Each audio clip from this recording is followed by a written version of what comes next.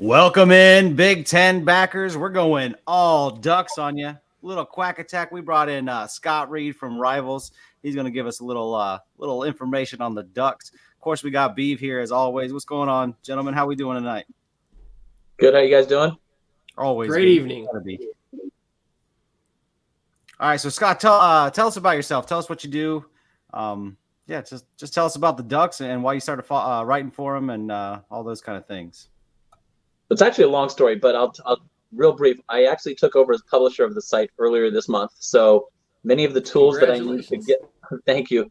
I've been writing for the site since 2011, and it started off way back in 2011. I kind of stumbled upon just a couple of extra pieces of information that weren't being reported about the Willie Lyle scandal, and I started talking about it. And a couple of radio stations called me and said, "Hey, we didn't know this either. Let's talk to you." And then my friend, who was the former publisher, a guy named AJ Jacobson, who ran the site for 15 years, we'd been friends for a while, and he said, "I didn't even know you could write. Do you want to write for me?" And I said, "Sure, I'll do that. It's a good way to make some extra money on the side. It's my day job keeps me pretty busy. I'm an operations manager at a semi-tractor testing corporation. We test semi-tractors for a major manufacturer over the road. So we do a lot of stuff there, and it just became a side passion, and I love doing it.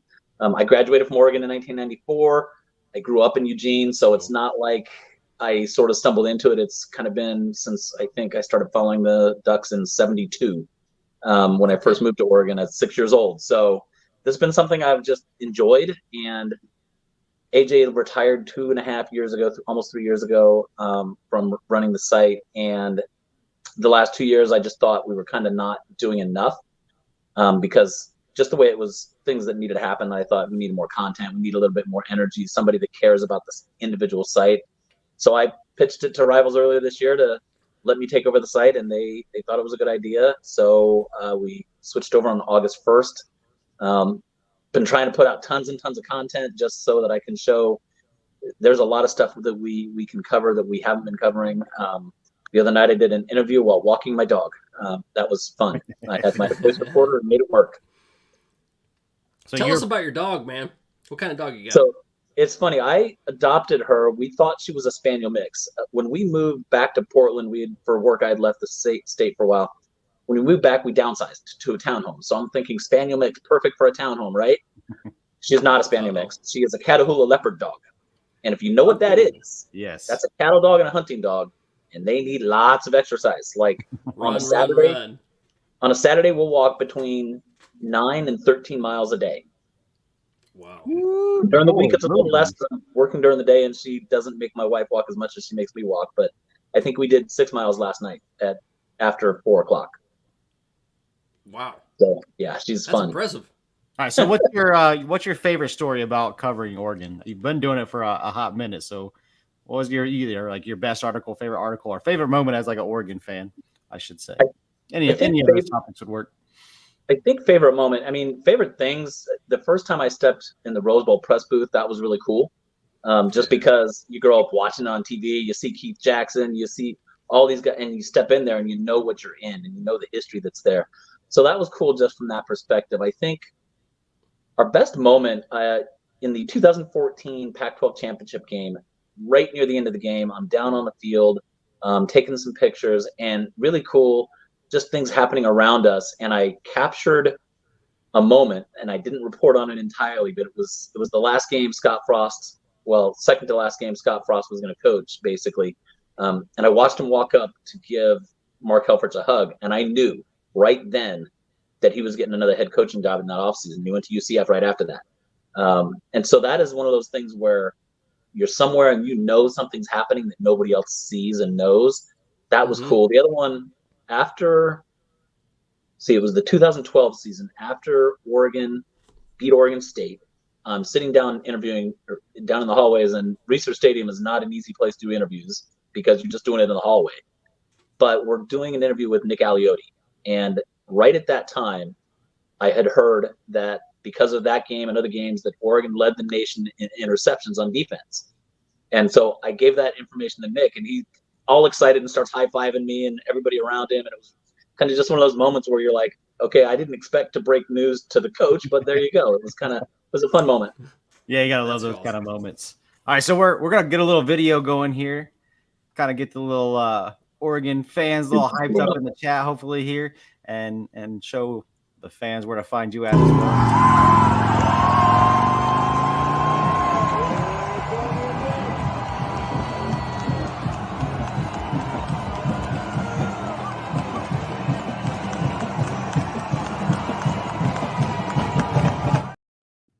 All right, so backers, go ahead. If you're trying to get some information on Oregon, we're going to bring up his information. You can follow him here. You can follow him at ducksportsauthority.com. But yeah, if y'all are in there trying to get the know on Oregon, they're obviously a massive incomer coming into the Big Ten, and obviously we probably don't know a lot about them. So get to know the Ducks, and then we're going to start talking about them. So we're going to give you some information on them as well. So with that, B, man, you got the first question out the gate. What you got for us, man? Hey, man, the Ducks fan base and reporters have to be excited to join the Big Ten. What's the feeling like in Eugene? You graduated from there. You have that passion, right? You've been writing for them since 2011? Yep. What's the feeling like in Eugene right now? The feeling is really intense. It's going to be the first time, I think, in 10 years that you're going to see a sellout for an FCS school. The Idaho game is sold out. There were like 200 or 300 tickets left late last week. So that's pretty sure to sell out. And I don't remember the last time that Oregon was able to sell out without using comp tickets to an FCS school. So there's excitement surrounding it. And one of the things that's almost relieved excitement in some ways, because when USC and UCLA were first accepted to the Big, and nobody else was, and Oregon was trying really hard to find a way to make a deal with the Pac-12 work, and they knew it wasn't going to have anywhere near the value. There was worry. There was worry that, are you going to get stuck in one of those conferences that's relegated to not being an elite conference where you're going to have to go undefeated just to even get a playoff berth? And so getting in last year when they made that announcement was excitement, relief, and kind of the same thing. And it's one of those things where then it just created excitement, because when we started seeing what the Big Ten did to welcome the schools, the amount of coverage that the Big Ten has provided on their own network in such a short time exceeds a lot of what the Pac-12 network did over a 10-year period. So there's really a lot of excitement, and it doesn't hurt that the team looks like they're going to be really good. That, I think, helps the excitement build. Absolutely. Yeah, definitely seen that in like chat groups on Oregon chat groups, just kind of keeping on all the different Big Ten teams as we're looking for information to talk about. But yeah, they're like, hey guys, Big Ten Network's having a Duck Day, and I remember them kind of freaking out about those moments. And that's just normal in Big Ten country. Yeah, I mean, they travel every year since it's been in existence. They come in to training camp, travel around to every different school, and get a spotlight. Every school gets a chance, and it's awesome. I watch every single one of them. One of my favorite programs that they do is they'll follow a kid through like a Saturday, I guess the whole weekend, like, parents coming in for the game, and them, getting ready for the game, them during the game, and them after the game. They do like a whole little special on an individual player to each team, and they do that every year. And that one's like super fun to watch. The Pac-12 tried to do it, but they tried so hard to be equal to all the schools that sometimes they let the schools that were really good and or really popular not get the headlines they might have deserved. It's hard to sometimes give headlines to a 1-in-10 team, and yet they would. And sometimes that sort of felt like, gosh, you're not doing what you could be doing to promote the conference as a good conference. There were good teams at the top of the conference, but they tried so hard to sell bad teams that it just wasn't a really good message. And they try on the Big Ten Network, but you can see the gleam in their eye when they go to an Ohio State, when they go to an Oregon, when they go to a Michigan, and they're a great team. You can see it popping out. Like they have that. They definitely get more time for sure. Yeah. So speaking about Oregon coming to the Big, man, like one of my favorite things that I saw from Big Ten Media Days was that 65-foot giant duck introducing themselves to Big Ten country, man. I was loving it, man. Loving it. So tell me about this. There's some hype going around about them maybe bringing this to every away game. What's the scoop on this? Man, that was the best kept secret in history, I think, because nobody knew about that thing happening until it showed up that morning. I mean, some people did, but they did not leak it out. Is it going to travel to all the games? I think it would be a logistical nightmare, because most of the time you truck everything, and that thing requires a lot of put together once it gets there. It's not something that travels together already put together. It I has don't to travel, think man. It has it's to. going to travel Keep- some, I think, but Keep that in I just Indy. don't know. Keep it in Indy in a centralized location and get it out to all the Big Ten schools. You know how much press that would have if you just follow the Duck, man? Can you imagine that? You imagine that on the Olentangy? Oh man! If you followed just what the actual Duck Twitter account, the Duck mascot has his own Twitter account. Oh, if yeah. you followed him, he went to all the stadiums and did some fun stuff with it. So they're going to do some stuff. I just don't know how they're going to make it work logistically because it requires its own truck, I think. That reminds me, I was wondering if their media relations department at Oregon is just like top of the line. If it's just like a feeder for Nike. Do they have some type of like marketing department that feeds Nike? So they actually, Nike is more likely to feed Oregon with people. They have a really good, I would say that the media relations, that's pretty standard across the board because that's what they deal with us when we're going to the press box. But the social media team and the marketing team and the AV team, the stuff they put together for edits and for these videos that they do, they have some really good ideas and they're really advanced in some of the stuff they do. That team out west, and I don't think it's a play on that team up north. I think it was just something that somebody said and they thought, ooh, that's a good way to do our own little Hard Knock series. That was entirely them. The thing they did last year with those little cinematic recaps after every game, that was entirely the Oregon social media department. And it was really a really good campaign that energized Duck fans. Whatever it did for others, it may have made others mad, but it energized Duck fans. They really wanted to see those every single week. They waited on bated breath for those. You're supposed to do, like, right? You're doing it for your fan base, not all the haters out there. So who cares about if they don't like it? Always... that's their problem, right? Yep. There's always going to be trolls. Who cares? Yeah, but they were excited, and I think everybody's going to be waiting on bated breath for this last fourth issue because people don't know it. But basically, the practices this week, there's no media access, no interviews, no nothing from now until next Monday. It's time to get serious, man. Ball is around the corner. Yep, and that means we're going to have to wait for that release to come out for that fourth part so that we can get any glimpse that we can. So, Oregon has been to the Shoe recently. They've been to the Big House recently. Is there another place that you're excited to be in the Big Ten to go see that atmosphere, see what it's like? It won't be this year. I'm excited for Penn State. I'm excited to see that atmosphere because I've never been there.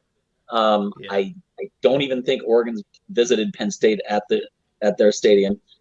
We've been to Wisconsin before, but it's been a while. I love Wisconsin fans. They were, of all the places that we've tailgated with, they were the most fun to tailgate with because they were just. It was like being in the backyard candy on Halloween, man. It was. When I did bacon wrapped brats at the Rose Bowl one year, and they were surprised because they didn't think of it first. Oh yeah. Wait till you go to Nebraska. Wait till you go to Nebraska. They are going to blow the doors off. I've been there. Oh, have you? Okay. I've been there. It's a lot of fun. Yeah, I was there for the 2015 game. That was a lot of fun also. It's insane. It's almost shocking and weird how nice the fans are there. Like, I've never experienced anything like that. And the Badgers are on that level too. They are. I think, Nebraska fans are really nice. And I haven't been to a place where the fans treated me poorly. I think I once went to a South Carolina, who'd they play? South Carolina Vanderbilt game, just because I was there. And the fans there invited me into they have these caboose tailgate things that they put in. It's like press box seat. It's like box seats only. It's in these caboose things that they decorate. They invited me in to tailgate with them without even knowing who I was. They're just, come on in. I've never experienced a bad fan base on the road. Except for rivalries, so I'll just go there. I'll say that. Yeah, we've been pretty welcome to wherever we went. We went to, 15 games last year. It seemed like everywhere we went. 17. We went to 17 games. We did a Big Ten backers tour. Made it to almost every Big Ten stadium. We didn't go to Rutgers. We didn't go to Maryland. And we didn't go to... Oh, there was 4. We didn't go to Illinois. And we didn't go to Nebraska. But we're going to try to make it to some of those this year. Other than AJ, he's a military man getting shipped overseas, so I'm going to be solo. Oh, wow. But Okay. yeah, the whiteout though, that's the one I want to see. I want to see everybody kind of playing the whiteout. Like Oregon, I think the color clash between what Oregon brings uniform wise and Penn State's kind of plain white uniforms, I think that would be awesome. Plus Oregon in the backdrop of the whiteout with all the white pom poms, like, oh man, that atmosphere is one of the best in college football. I think when Oregon plays there for the first time, and hopefully they do a whiteout, that's going to be absolutely amazing. Now, I will warn you, if you want some rowdy fan bases, that you'll find them at Penn State during a whiteout. Great fan. There's some great fans out there, but when the college students get a chance to drink all day and prepare for the whiteout, they can get a little rowdy. Stay in the family tailgates. I've been around LSU fans, so I know what that's like. Yeah, I would say it's very similar to that. Very similar. And I have a friend, a guy that I used to lift with for a long time. He was my training partner for about 20 years. He's a Penn State grad, so I get to see him when I go out there. So you know how awesome. you know how spicy he can probably get, huh? Oh, he gets spicy at times, yeah. Definitely. All right, so we got the 4 teams coming into the Big Ten. Which one do you think, outside of Oregon, is most prepared to join the Big and kind of the big play, and which one's the least prepared outside of Oregon? Like, I think Oregon, everybody knows Oregon's the beast coming in for this year anyway. Obviously, things can change. They're the team out west. They are the team out west. We are that team out west. I think I'll go with least prepared first. And, no matter what I say, I'm going to piss off somebody. So it is what it is. I'm going to say UCLA is the least prepared team. Deshaun Foster, new head coach. He lost. The reason that UCLA was even any good last year was because of the defensive coordinator, Anthony Lynn, and he went over to USC. And then Chip Kelly left. And I don't know what their identity is. I don't know that they have really the talent to compete week in and week out this year. It's probably going to take a couple of years for Deshaun Foster to build that up. So I said they're the least prepared. Most prepared outside of Oregon, it's got to be USC just because they have talent. Washington lost so much of their team. Basically, every starter is going to be new this year. And their depth was hammered. It wasn't just their starters. They lost a lot of the 2D people. They lost so much talent that I don't know how they're going to go in. Maybe I'm wrong. Maybe they're going to go in and be barn busters, and maybe Jed Fish is a better coach than Kalen DeBoer. I just don't see it right now. Their offensive line is nowhere near deep enough or talented enough to compete on a week in and week out basis. I don't think so. It has to be USC that's the second most ready, just because of the talent they have across the board, and they got some good transfers into USC. I'm interested to see the quarterback. It's not going to be Caleb Williams, and they're going to have a step back, I think. As far as mentioning the people and the key players that Washington lost, I'm surprised you didn't say Jabbar Muhammad. Obviously, that was a big loss for Washington, for those Huskies. Huh? That is a big loss, and it's a big game for Oregon, because if you ask anybody what Oregon's problem was last year, the front seven did okay at getting pressure, but they couldn't get it quick enough, and then defensive backs just couldn't hold. And when Jaleel Florence and Kyrie Jackson sadly passed away after the year, but when they both went out with injuries, the Ducks didn't have any backup really that could come in and play at the same level. And it was very clear against Washington, the Pac-12 championship game, what the strategy was. Go to the wide receivers because they can't cover. And getting Jabbar Muhammad, getting Cam Alexander, getting Brandon Johnson, getting Peyton Woodyard in the transfer portal, and developing some guys with another year of eligibility, I think it's completely different defensive backfield this year. And I think that's going to be a big difference for Oregon heading into the Big Ten. I agree. I think they did a lot of right moves in the offseason to prepare for their losses in general, no matter where they played. And then obviously kind of move into more talent. I don't want to say more talent rich than the Pac-12, because the Pac-12 was probably the best it ever was last year. It was absolutely amazing. But when you add in Oregon and then also what the Big Ten already has, it's just a huge talent, a group of talented teams. And I think the talent is different in that I would be willing to bet that the skill players, receivers, running backs, tight ends, overall the Pac-12 probably had a better set of skill players than the Big Ten last year. They don't have the horses in the middle. And that's going to be the difference this year for a lot of teams, is all that beef up the middle is going to make a difference for whether the team does or doesn't have it. And even if Illinois is not great, they're going to be physical.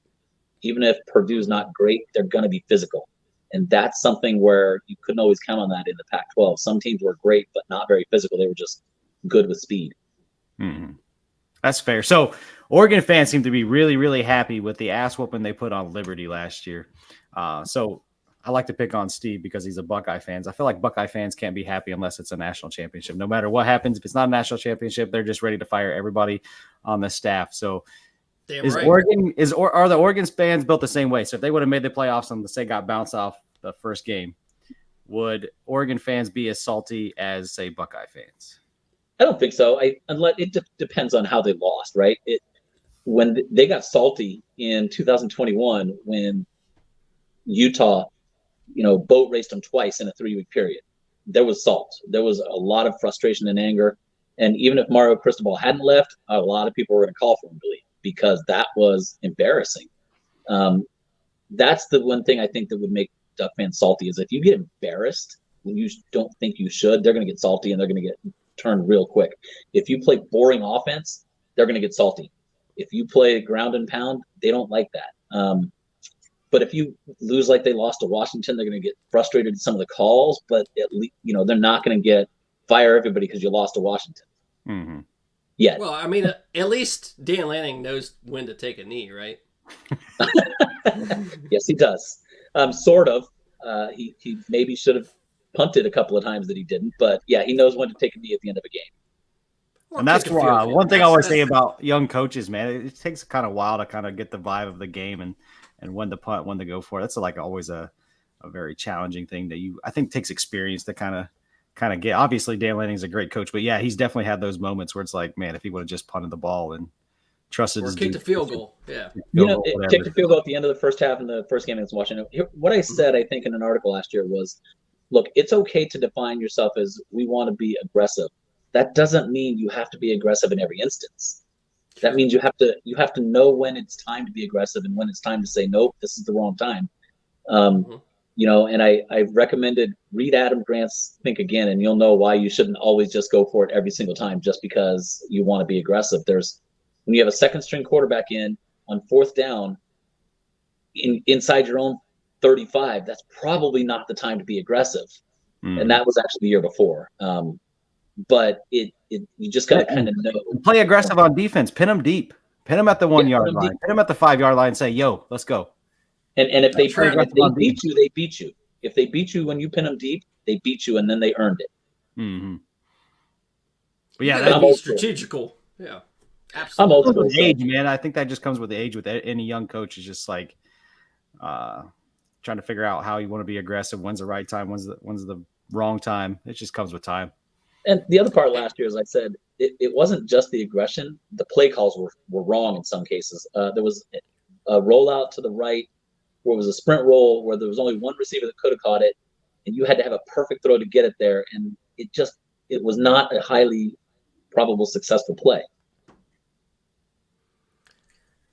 AJ, I just realized something. We got so caught up in the Ducks, we forgot to play our intro, brother. Oh, we'll save that for the end, man. We'll save that for the end. All right. Save the best for last. I get it. There you go. All right. Well, let me get into this. You talked about a little bit about beef up front against Illinois, against Purdue. You're still going to get smacked in the mouth. Well, Matthew Bedford went out, and what you had to start the year was a strong offensive line, right? Everyone knew they were going to open up holes. They were going to give time to Dylan Gabriel. How concerning is it for this Ducks offensive line that you lost one of the key cogs of that offensive line? So my understanding is he's not out for the year. They expect him to be back at some point. And I think this reminds me a lot of what happened with Justin Jacobs last year. He missed, every week we heard it might be back, he might be back. And it was about the 6th week that he got back. Okay. I'm assuming that's going to be about the same time that Bedford gets back if everything works out. But until then, it's a hit because it hits the depth, not necessarily because the next guy up isn't good. What they worked on this week, and it may not be the way they do it, and they'll probably do it this week against Idaho just to see. They took Pancho Lalaulu, who was the freshman center last year that backed up Jackson Powers Johnson, and they're going to move him guard to where Bedford was, and they're going to bring in other center to snap. And I think that's going to be a pretty good solution because the center that's coming in, even though he's a former walk-on, is really talented and has got a lot of praise, and I think he's going to be fine at center. And Pancho in the guard spot is going to be a mauler, and that's a good spot for him if he's not snapping. So short term, I think they'll be okay, especially for the first 3 games. You get into Big Ten play, open with UCLA. There's different things that I think they'll be okay with. They got to have him back before Ohio State on October 12th. Okay. That's really the goal. Get him back before then, so you can get him some reps the week before, and he's ready to go against Ohio State. If you have that, I think they're going to be fine. Dave Yulee has not been 100% because he hurt his toe at spring ball, but he'll be back as well. And he's another guy depth-wise. And then Marcus Harper's a returning starter. I think they'll be okay. It's just going to be how quick you get the depth back. My concern was Struthers, because what I have read is he may be the backup guard coming in, and he was injured last year, had that shoulder injury, acromioclavicular injury that kept him out for most of the season, right? It did, and he's a lot healthier. He actually did a media interview the other day. He's pretty excited to be back and healthy, and the staff thinks he's done a pretty good job getting himself back into rotation. Is he a starter? I don't know. I don't know that he's the guy that they're going to have starter. I think that's why you moved Pancho over to guard and brought in Charlie Pickard for center, because I don't think Struthers the starter. I think he's good backup.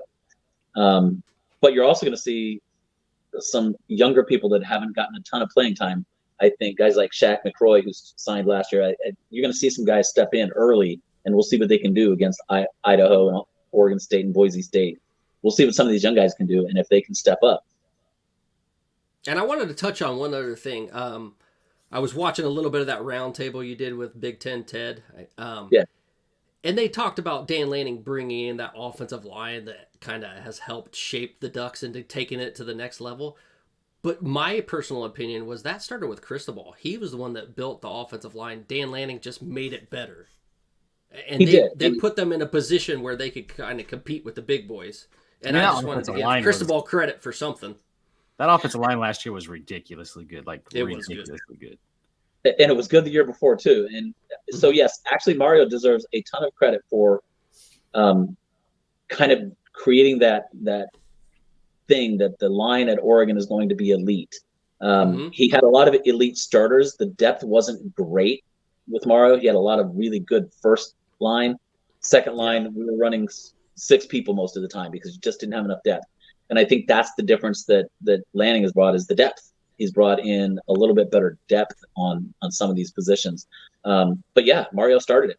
And believe it or not, actually Oregon has always had a pretty good reputation for good offensive linemen. They just kind of don't get noticed because they're not the big physical team in the past, but they've always put linemen in the NFL. Sure. A lot of them, they got to the NFL and people forget are still playing. I mean, Oregon's been a great team for a long time. They just haven't crossed that threshold into the best of the best yet. Right. And they had that kind of right there. On a national level, they've kind of had that inferiority complex a little bit. Maybe not with their own fans, but just because they haven't crossed that threshold to the best of the best yet. Do you think that's coming? Is there a palpable pulse for that in the near future? I think there is. Obviously people want to talk about buying players, and I know that's not happening, but it's a great narrative for people to say because you need a villain all the time. It's just become a replacement. NIL has become a replacement term for Bagman. But yeah, I think there's a lot of excitement because the talent and depth that's on that team right now has everybody thinking that this is a year they could contend for winning it all. I think we counted 29 players on the roster that weigh over 300 pounds. That's never happened before at Oregon. Wow. That's some beef. That's a lot of beef. It is some beef. That is a lot of beef. That makes the Wendy's commercials say, I know exactly where the beef is. It's right there on the offensive and defensive lines. So with the defensive backfield they brought in, with having another, super senior quarterback, with the talent they have at wide receiver, Terrence Ferguson at tight end, and Kenyon Sadiq, who, if you don't know who he is, you might know by the end of the year. He's going to be a physical freak as far as a tight end. He's built like a tight end, but he moves like a wide receiver, and he's going to be pretty impressive. There's just so much talent that I think people really think this could be a year they contend. And then next year, because you brought in Dante Moore as your backup this year, who could start next year, there's still excitement that next year could be just as good with the talent that should be there on the team. Yeah, definitely loaded at quarterback. Speaking of quarterbacks, so you're losing Bo Nix. It seems like anybody in normal would be in panic mode, but then you go and fill his shoes with Dillon Gabriel, a 3-time 3,000-yard passer. I mean, got to be super excited. But do you think he can fill the complete void of what Bo Nix did for Oregon? It would be impossible to predict that somebody's going to complete 78% of their passes. So I won't say he'll do that. It's just not plausible to think that's going to happen again, because that was outrageous. It's an outrageous season. He had 78% of your passes, 45 touchdowns, 4,500 yards, 3 interceptions. How do you beat that? So I'm not going to say that. Do I think he's going to be as good with this offense as he needs to be? Yes. Is he going to throw maybe more than 2 or 3 interceptions? Probably. What I think he's going to bring is a different ability with the run, and not because Bo couldn't run, but because Bo wasn't unleashed, because there was nothing really behind him that you could trust if something happened. The year before in 2022, he got his ankle injured against Washington late in the season, and it derailed what looked like a really good season that year, because they ended up losing to Washington that game, and then again to Oregon State in the regular season. So I think Dillon Gabriel is going to be more likely to get some yards with his feet than Bo was last year, because they have Dante Moore, because now Austin Novoset's got another year under his belt. They might take some risks with him, and he's gonna scramble differently than Bo did. But he's also a lefty, so that's going to be an interesting adjustment. How do teams prepare for that? It's different to prepare for a left-handed quarterback. And another question, little curveball question. Everybody loves to talk about the Big Ten venues, and there's some massive stadiums and all that. And I've always tried to tell like these traditional Big Ten fans, like they don't understand how awesome Autzen Stadium is. And if you could give any Big Ten fans out there who don't know what it's like to go to that stadium and kind of get that atmosphere, let them know like what to expect from a game day atmosphere, in stadium atmosphere. Well, first I will just refer to what Lloyd Carr said about the stadium, right? He said it's not what you think it is. It is loud. If you think that you're going to be able to sit down and watch a game, you're wrong. You will not see the action if you're sitting down. Everybody stands up the entire game, and it's a really knowledgeable crowd. They know when to not waste their time screaming and yelling. They'll watch the fans, and I think all really good programs do this too. They'll watch the TV timeout guy, and they'll wait until he gets down to about 5 seconds or 10 seconds. And that's when they'll raise up their voices again, because why waste your energy during a timeout? And they're loud, and of course everybody has their third end of third quarter tradition, and the fans get into it. The team gets into it. The shout song between the third and fourth quarter, they get into it, and it's just a really jacked up environment. I've always said it's the closest thing to an SEC environment on the West Coast. Oh, that's awesome. Hey, standing the whole game, I love it. I cannot stand going to some of the venues that we've been to in the past where it's just people that don't want to get into the game. If you're not going to get into the game, watch it on your couch, man.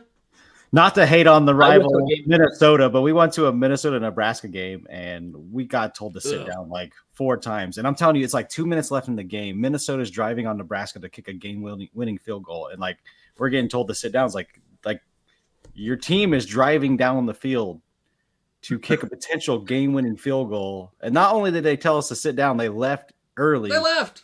To beat traffic during this moment. Couldn't believe it. Just couldn't believe it. We got tickets in the wrong section. That was a bad example. Go ahead. I went to a Stanford game in 2013, Oregon at Stanford.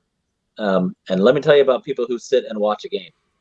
And they were good. That was when, there were Andrew Luck years right after Luck left, but they were still really good.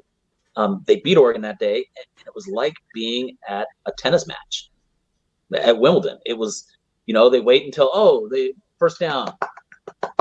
It was just an interesting experience. I feel like Ohio State can have its moments where they go to sleep too, because they have really old, like the fan base is huge, and it ranges in age from like 1 to 80, and then depending on where you get in the crowd, they can sometimes go to sleep during a game, and it can be.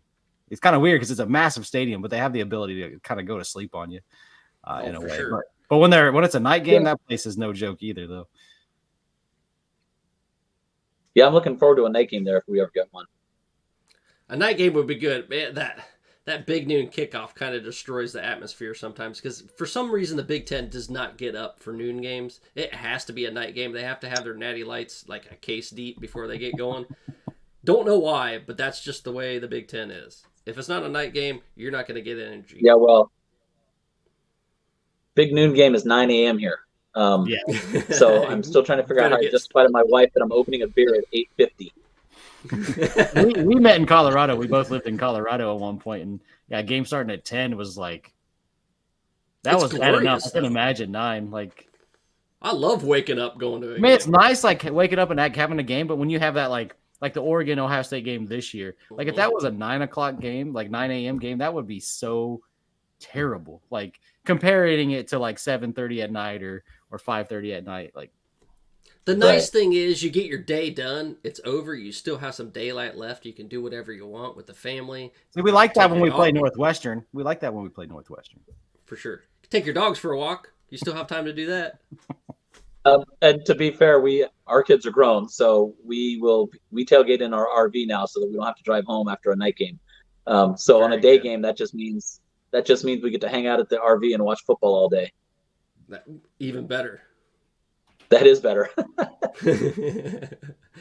Oh, so where we want to go next, you talked about it a little bit, but we've got to get into the recruiting. Man, it's been so dynamic under Lanning, second only to Ohio State in that conference. And I feel like they're going to take it to the next level. On Rivals in 2024, Oregon was 6th in the country. Currently, they're 12th, but they don't have as many recruits as some of the other teams on top. They are hitting the ball out of the park constantly, over and over and over again. And you've even seen Kirby Smart take a couple of, small jokes. I'm sure you know about it, that Nike money. Everyone's talking about that Nike money. And me and AJ, we have this conversation all the time. It should be a point of pride. Even if it's a little bit exaggerated, which maybe it is, it's still, you have Nike on your side, man. Take it and run and love it. I mean, the guy graduated from there. He became very successful, and he's very giving to the university and the football program. Like, that's a brag. That's not when someone says that to you, you should just be like, yeah, that's right. Phil Knight's our man. Take it. Like, if an Ohio State fan had Nike in our back door like that, I would be bragging about it all the time. Yeah, we got it. It's like, I don't know a single fan base that would say, no, we don't want your money. Yeah, exactly. Yeah. And we don't want the recruits. Exciting thing too. Like, it's exciting thing. It's part of Oregon, and like, I don't know, own it. To me, like, put on the jacket and own it. Like, just be happy. And we just had some pushback when we make graphics that say, Nike money and stuff like that, because we're just, trying to get in the fun of it, and we think it's awesome. Right. The money's there. Is it what everybody says? No. Is it unlimited? Go out and buy everybody? No. Is there? Nothing's unlimited. Are they well funded? That's what. And Dan Lanning said it exactly that way. They're well funded, and they do things exactly how you're supposed to do them. They don't just start handing out pay-for-play cash bags. They do it how you're supposed to do it.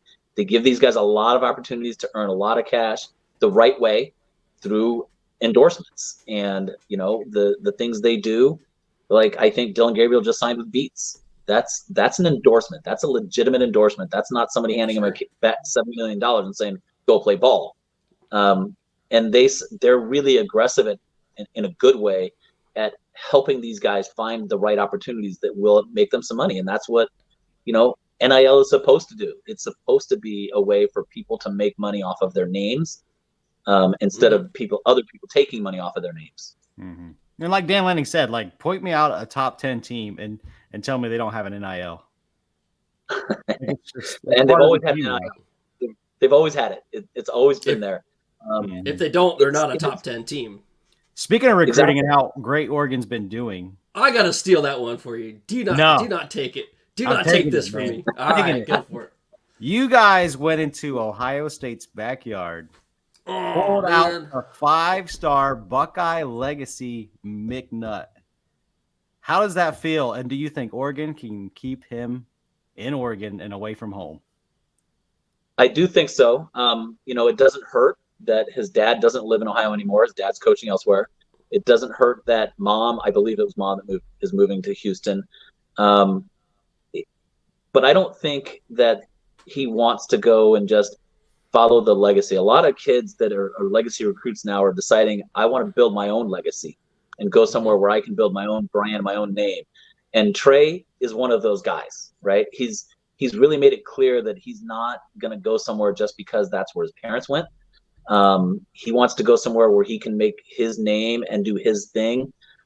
And I'll be fair, the culture that he loved about Oregon is a big part of it. It wasn't, do I think he got a pretty good setup? Probably. Do I think he loves the family culture and the way that it's set up? It's something that I do think is there. One of the guys I talked to this week from the 2026 class said the diversity they have, and the way that there is no me, you, or I'm from, it's everybody, the respect they have for people based on things beyond where they're from or what they look like is something that he says was different than anything he'd ever seen at another school. And he's been to a lot of schools. So not Trey, but this is the other recruit that I talked to. I think the culture is something that Trey really loves. And I think he's excited to build his own brand and his own legacy. And I don't think he's going to leave. With a name like McNutt, you got to be a nut. You got to be a little bit of a nut, and you got to be a little bit of a nut to play safety, because, you know, that's true. You're going to have big collisions. So let's go. We got some new and old. We're going to go with the old starting. Will Oregon still maintain that long-term rivalry with the Beavers, that in-state rivalry, the Civil War? Is that still going to be a thing in years to come? They're trying. They have, I know this year's, I think they have a 3-year plan, but I think they're trying, because you have to replace games that were already under contract, and you got to make sure you buy those out. They're trying.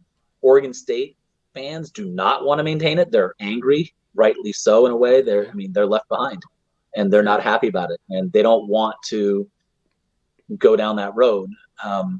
Probably for a couple of reasons. They're not going to admit it, but they know they're not going to be able to keep up talent-wise if they don't get into a major conference themselves. So that's going to be, we'll see. They're going to keep it up for a couple of years, and then I know that Oregon wants to keep it up. Oregon State right now doesn't, but I think they're going to see the light and say, money game every year. Why not do it? Play it. Colorado State played Colorado. All these teams, joining the Big Ten, and Texas and Oklahoma going to the SEC. It's like it still sucks to see like the death of the regionality of college football, and it sucks to see like the Civil War potentially, kind of go to the wayside.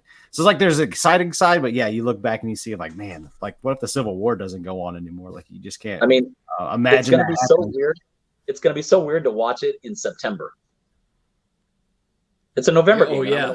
September. It's a cold weather game, isn't it? Yeah, it's a cold weather game, and it's going to be 80 degrees. How do I do that? I don't know. I wonder if they can kind of manipulate the schedule where they can play in November every year. If that's something that I'm sure they could, because they definitely could have November games. They could, but I think they won't, because if you're going into playing a really tough conference schedule, do you want to throw a rivalry game in the middle of it? No, as an out of conference game. As they get weaker, it'll be like that SEC Mercer game, won't it? It will be. It could be, yeah. But they may be contending for their own conference championship, and they may not want to play that late in the year against a physical team that might hurt them in a Mountain West or whatever they end up in. And then USC has that going on this year. They play UCLA in conference and then play Notre Dame the very next week to end the season. It's like, I was like, wow, 2 back-to-back rivals? That's kind of crazy. They've kind of always done that, USC has, because they're still trying to keep that Notre Dame thing alive. It's interesting. I hate seeing the UCLA game come the week before Notre Dame. I'd like to see it flipped, but Notre Dame has their own reasons they had to do it, I think, this way. So, yeah, that was a fun kind of get introduced to the USC Notre Dame rivalry. I knew like it's a big time rivalry, and I knew they had some hatred for one another, but it was a pretty wild environment when Notre Dame stormed the field. We stormed the field with all the Notre Dame fans last year when they kind of put it on USC. Did you happen to see the guy that went up to Caleb Williams afterwards and said, "Show me those nails now"? It was kind of an internet sensation after a while. I did. I don't remember I saw it because I watched a lot of a lot of stuff. I go YouTube on my TV after on Saturday night because I'm bored and I want something else to do. And so I did see that. I didn't pay attention to faces or anything, but we was that you? interviewed that kid. We You interviewed that interviewed kid? the kid afterwards. Man, he was Nice. lit. It was such a great interview. The dude had so much energy. Oh man, but it was just fun, man. Being on those fields, as you know, being in those stadiums, it's a good time. So we talked about that Team Out West label. Is that something Oregon is really embracing? Like that's what they really want to be? Is that more like on the fan side? I know it came from Dan Lanning at one point. I can tell you as Big Ten fans, like it's kind of like we kind of look at it and laugh a little bit. Not that we don't think Oregon's good or deserving of it, but it's just like, do you have to promote that, like push that out there? It's like it's too much branding in a lot of Big Ten fans' eyes as far as like the traditional teams. I think from Oregon fans, they didn't take it that way. This was that back in the late 90s, early 2000s, and before Chip Kelly got to Oregon, Oregon always had this chip on its shoulder that everybody was always overlooking them. And sometimes when you get to the top of the heap, you lose the chip, you lose that edge. I think it was designed as a way to remind them to keep their edge. There's always been talk of Oregon can't play at this level because XYZ. They don't have this, they don't have that. And so now that they're in a conference where that was the question, were they physical enough? This is a way to keep that chip, I think. I don't think it was designed to take away the other rivalry that says that team up north, right? It's designed for the fans of Oregon to say, hey, let's get motivated about the season. And to the players, it's, hey, there's still a chip out there that you guys need to know. There's still people out there that think that you're just a flash in the pan. You're just, flashy uniforms and nothing else, style and no substance. And I think that's a way to make sure that the players stay grounded. And that's what matters. You got to talk to your fans. You got to talk to the players. What everyone else thinks, who cares? As long as you're motivating that team and getting those fans involved, that's what matters to a program. That's what takes it to the next level. You don't care about what the outside influences are.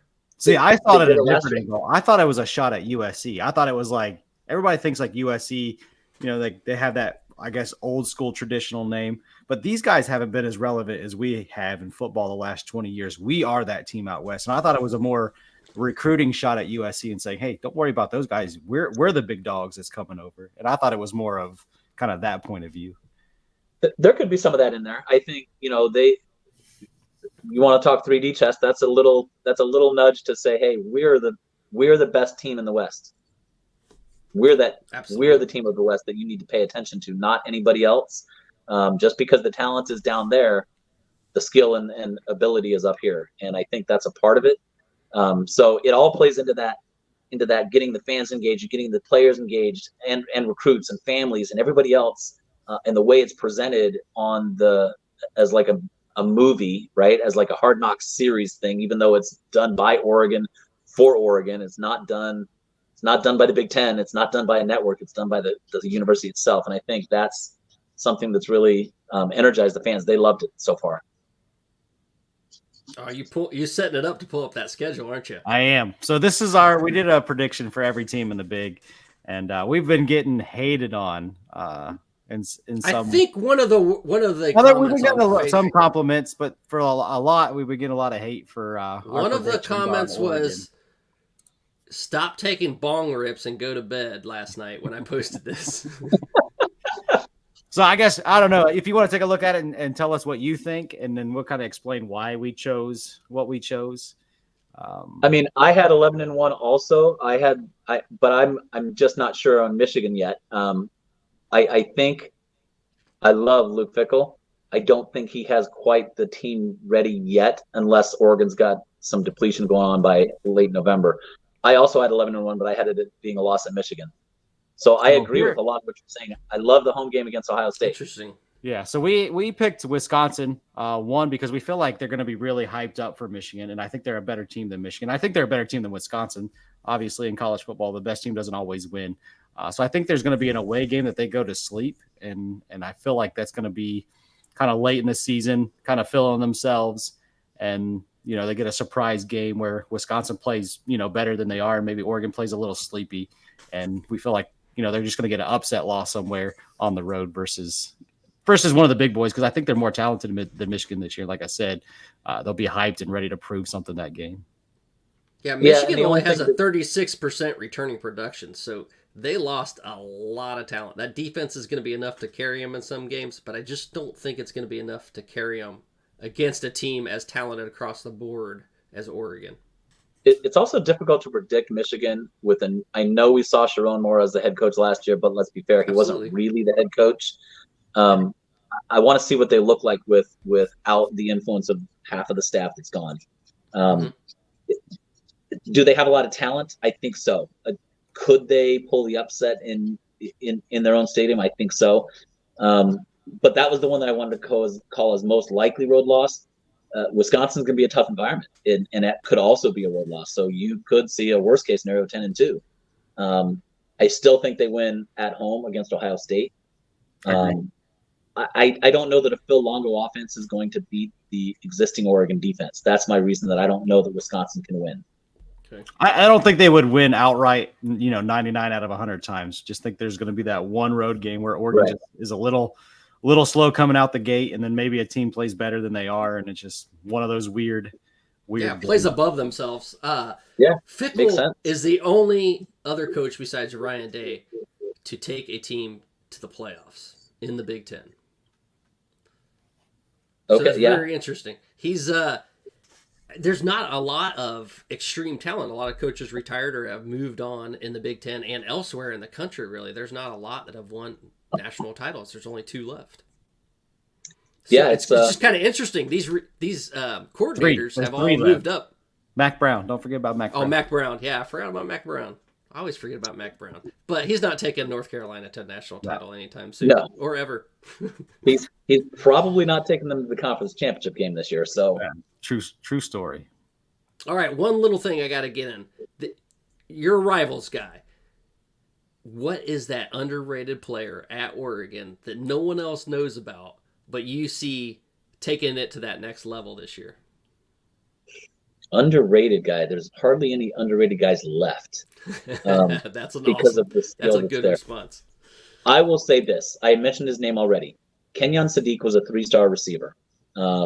He's built like a tight end, runs like a wide receiver, and he's really kind of that Percy Harvin. I think he's going to be a Percy Harvin kind of player. Okay. He's going to play he's going to carry the ball. He's going to catch the ball. He's going to do a lot of different things. He can flex out as a flex tight end. He can come inside and be an inline tight end. He can be an H-back. He can run some tight end screens. There's just so much that kid can do. He's a physical freak. One of the fastest guys on the team at 235 pounds and 6 foot. I think he's 6'4", 6'5". Just one of those guys that I think you watch him play, and that's a guy that I think would be the most underrated guy on the team. They have receivers all over the place with Tez Bryant and Evan Stewart now. Woo, watch out. Tez Johnson, Evan Stewart, still got Trayshawn Holden, who was a number 3 guy last year. Gary Bryant Jr. is still there. And then there's a ton of other talent that people don't know about that is out there. A lot of freshmen and sophomores that are going to surprise some people as well. It's deep at wide receiver. That's one of the deeper wide receiver pools I've ever seen at Oregon.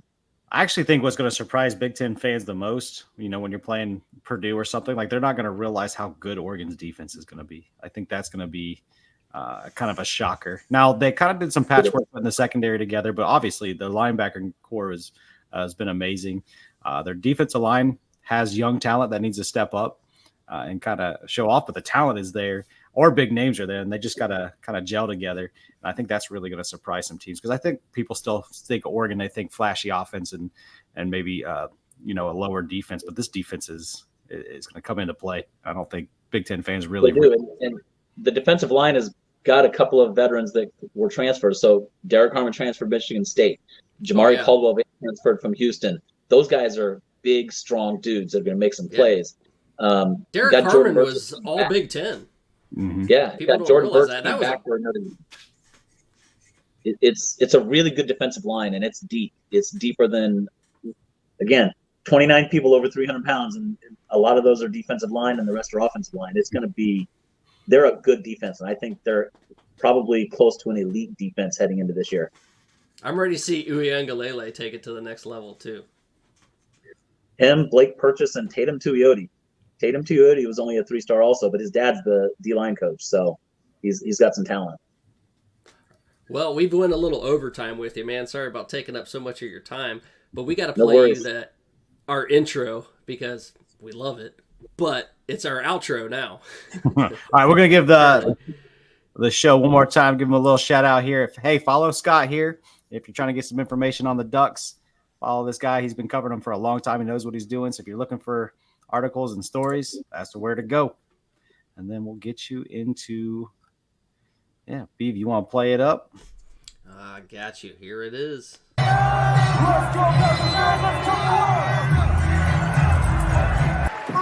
sucks.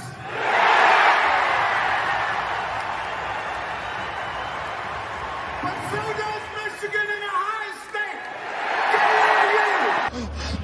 Love you, man. I'd like to know where Lou Holtz is right now. This is a tough team right here.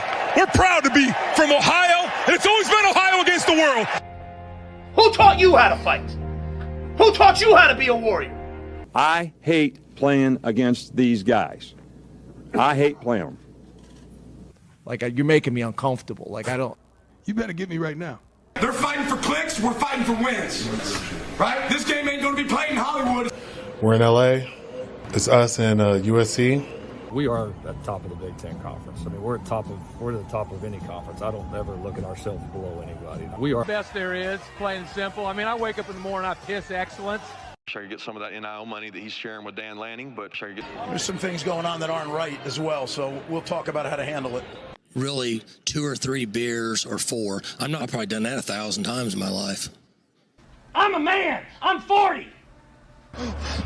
Love you, man.